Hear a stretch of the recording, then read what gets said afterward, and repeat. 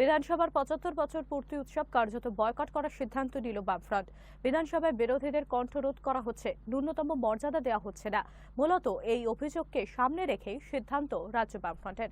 যদিও সরকারিভাবে সিদ্ধান্ত জানানো হবে আজ স্পিকারের সঙ্গে দেখা করার পর। ৪ থেকে ৬ ডিসেম্বর বিধানসভার ৭৫ বছর পূর্তি উৎসবের সমাপ্তি অনুষ্ঠান। অংশ নিতে আসছেন রাষ্ট্রপতি প্রণব মুখোপাধ্যায় এবং লোকসভার স্পিকার মীরা কুমার। ৩ দিনের এই অনুষ্ঠান বিরোধী শূন্য হতে চলেছে। অনুষ্ঠানে যোগ না দেওয়ার সিদ্ধান্ত আগেই জানিয়েছিল কংগ্রেস। বামফ্রন্টও সেই পথ অনুসরণ করতে চলেছে। মঙ্গলবার এই বিষয়ে বামফ্রন্টের বৈঠক অনুষ্ঠিত হয় সিপিআইএম রাজ্য দফতরে। বিধানসভার অনুষ্ঠানে অংশ নেওয়া নিয়ে সহমত হননি শরিক দলের নেতারা।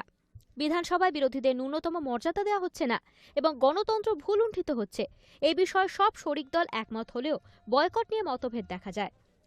প্রাক্তন মুখ্যমন্ত্রী বুদ্ধদেব ভট্টাচার্যকে অনুষ্ঠানে আমন্ত্রণ না জানানো নিয়েও অভিযোগ তুলেছেন বাম নেতারা। বৈঠকে সিদ্ধান্ত হয় বুধবার সকালে বাম পরিষদীয় দল স্পিকারের সঙ্গে দেখা করে তাদের কথা বলবেন। স্পিকারের বক্তব্যের উপর নির্ভর করবে যোগ দেওয়া না দেওয়ার বিষয়টি। আমন্ত্রণ করতে পারে, আমাকেও করেনি, অশোকদাকেও করেনি, মঞ্জুবাবুকেও করেনি, ক্ষিতিবাবুকেও করেনি, কোনো পার্টির নেতাকে করেনি। করেছে নির্বাচিত বিধায়কদের।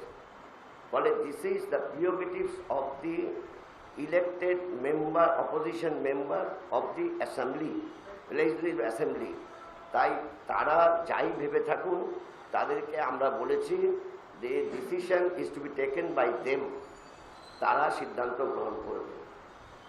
এই তো।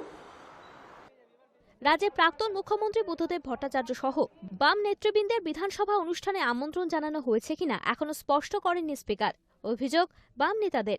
এদিনের সাংবাদিক সম্মেলনে আগামী দিনের একগুচ্ছ কর্মসূচি ঘোষণা করেন France chairman. Hi news network, Kolkata.